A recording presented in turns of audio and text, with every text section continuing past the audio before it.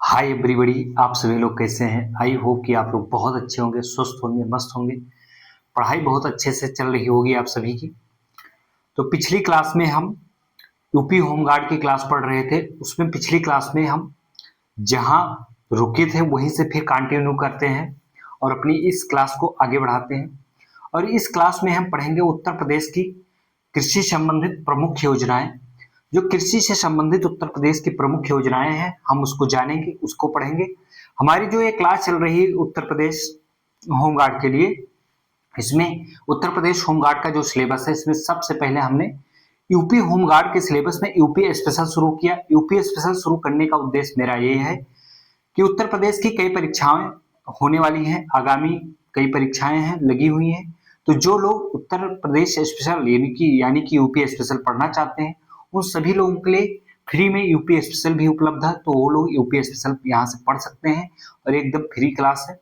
और UP special का जो यूपी होमगार्ड का जो सिलेबस चल रहा है एकदम फ्री है, इसके लिए कोई शुल्क नहीं लिया जा रहा है, निःशुल्क है। तो ये मेरी पूरी क्लास, पूरा सब सिलेबस कंप्लीट होगा, पूरी क्लास कंप्लीट करेंगे। और 1 फरवरी से हम आपके लिए यूपी होमगार्ड के लिए टॉप 10 क्विज लेकर आएंगे। और 1 फरवरी से ही हम यूपी यूपी पुलिस के लिए पीवाईक्यू शुरू करने वाले हैं और यूपी स्पेशल का भी पीवाईक्यू शुरू करने वाले हैं। तो आप सभी लोग उस क्लास से जुड़ने के लिए अभी से चैनल को सब्सक्राइब कर लें। तो आइए हम आगे बढ़ते हैं। उत्तर प्रदेश कृषि संबंधित प्रमुख योजनाएं हम जानेंगे। उत्तर प्रदेश की कौन सी योजनाएं हैं और कौन सी योजनाएं कब प्रारंभ की गई। तो आइए जानते हैं। आपके पेपर के पॉइंट ऑफ व्यू से बहुत इंपॉर्टेंट है। आपके पेपर में योजनाएं सीधा सीधा छपेंगी। इस योजना से संबंधित एक क्वेश्चन या 2 क्वेश्चन जरूर आपके पेपर में छपेंगे और आपको यही हूबहू जो लिखा गया है सेम चीज आपके पेपर में छपेगी और मिलेगी। तो इसलिए आप सभी लोग स्किप ना करें, योजना को छोड़े ना। तो आइए जानते हैं हम सबसे पहले किसान मित्र योजना कब प्रारंभ की गई है उत्तर प्रदेश में। उत्तर प्रदेश में 18 जून 2001 से उत्तर प्रदेश में किसान मित्र योजना प्रारंभ की गई थी। कब से मेरे दोस्त, मेरे लाल, मेरे लाली, ध्यान देना। कब से शुरू की गई थी? 18 जून 2001 से उत्तर प्रदेश में किसान मित्र योजना प्रारंभ की गई थी। ध्यान रखना, याद करना, नोट्स बनाते रहना। उत्तर प्रदेश में किसान बही योजना कब प्रारंभ की गई? वेरी इंपॉर्टेंट क्वेश्चन है, बहुत इंपॉर्टेंट है, आपके पेपर में सीधा छपेगा। उत्तर प्रदेश में किसान बही योजना किस वर्ष लागू की गई? याद रखना, वर्ष 1992 में उत्तर प्रदेश में किसान बही योजना प्रारंभ की गई थी। कब? 1992 में। विश्व बैंक द्वारा वित्त पोषित, यानी कि वित्त पोषित मतलब सहायता प्राप्त, आर्थिक सहायता, ठीक है। विश्व बैंक द्वारा वित्त पोषित कृषि विविधीकरण परियोजना, कृषि विविधीकरण परियोजना उत्तर प्रदेश में वर्ष 1998 में शुरू की गई। कब?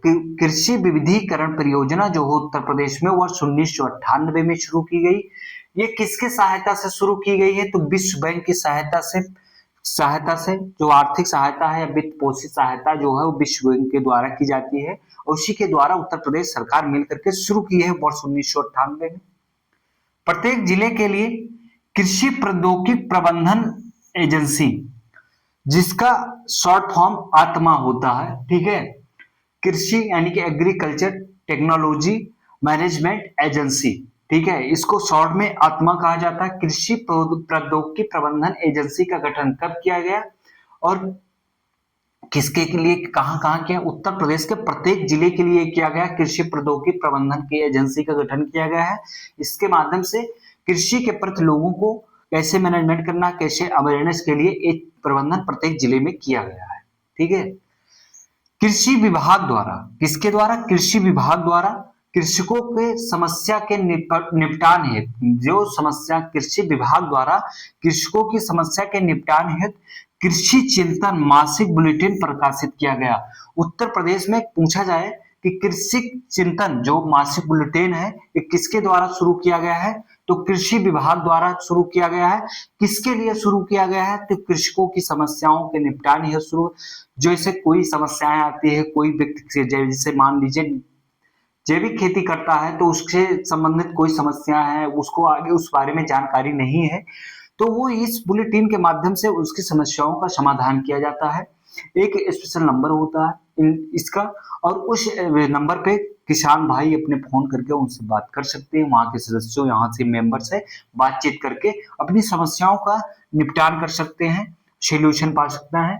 इसकी शुरुआत कृषि विभाग द्वारा की गई है। मासिक चिंतन, जो कृषि चिंतन मासिक बुलेटिन है। उत्तर प्रदेश में चकबंदी योजना कब प्रारंभ की गई? बहुत इंपॉर्टेंट है, लेखपाल परीक्षा होने वाली है, उसमें पूछा जाएगा। और यूपी होमगार्ड की जो लोग तैयारी कर रहे हैं वो विशेष ध्यान रखिएगा। उत्तर प्रदेश चकबंदी योजना कब शुरू की गई? 1954 में शुरू की गई। चकबंदी योजना क्या होती है? जिसमें छोटे छोटे जो खेत बटे होते हैं, छोटे छोटे हिस्सों क्षेत्र में बटे होते हैं, उसको इकट्ठा करके एक बड़ा सा क्षेत्रफल में एक चक बना दिया जाता है, जिसपे खेती करना आसान होता है। मेड़बंदी की वजह से पैदावार कम हो जाती है। अपने देश में इतनी बड़े भूभाग क्षेत्रफल में कृषि की जा रही है, फिर भी किसी ना किसी कृषि में हम किसी ना किसी देश से पीछे रह जाते हैं। तो उसकी वजह यह है, थोड़ा पैदावार में जो मेड़बंदी होती है, मेड़बंदी की वजह से उसके किनारे या मेड़बंदी की वजह से जो है पैदावार में कम हो जाती है। ठीक है, और चक को बड़ा करने में इसमें आसानी रहती है। ठीक है, किसमें? चकबंदी योजना जो थी। एंटी भू माफिया टास्क फोर्स का गठन कब किया गया था? 8 मई 2017 को। किस सरकार ने किया था? तो इसमें पूछा जाए तो श्री योगी आदित्यनाथ सरकार द्वारा एंटी भू माफिया टास्क फोर्स का गठन 8 मई 2017 को किया गया था। बहुत लेटेस्ट है, बहुत अपडेटेड चीजें हैं ये, इसको याद कर लेना। ठीक है, एंटी भू माफिया टास्क फोर्स का गठन कब किया गया था? 8 मई 2017 को किया गया था। बाबा की सरकार सत्ता में आते ही तुरंत इस पे एक्शन ली और इसका गठन किया था। नई उत्तर प्रदेश खाद्य प्रसंस्करण उद्योग नीति प्रख्यापित की गई। मतलब नई उत्तर प्रदेश की जो नई खाद्य प्रसंस्करण उद्योग नीति है वो कब से शुरू की गई है? इसको भी बाबा की सरकार ने बनाया है। कब? जनवरी 2023 में बनाया गया। उत्तर प्रदेश खाद्य प्रसंस्करण उद्योग नीति जो है जनवरी 2023 में योगी आदित्यनाथ की सरकार के द्वारा इसका भी गठन किया गया है, नई नीति बनाई गई है। उत्तर प्रदेश आलू विकास नीति प्रख्यापित की गई। कब की गई है भाई? 2014 में की गई है। उत्तर प्रदेश आलू विकास नीति कब से लागू हुई है, कब बनाई गई है? तो 2014 में लागू की गई है भाई मेरे, याद कर लेना। उत्तर प्रदेश में जैविक खेती हेतु मॉडल के रूप में चयनित किया गया एकमात्र जिला कौन सा? हमीरपुर है। याद रखना मेरे दोस्त, कौन सा जिला है?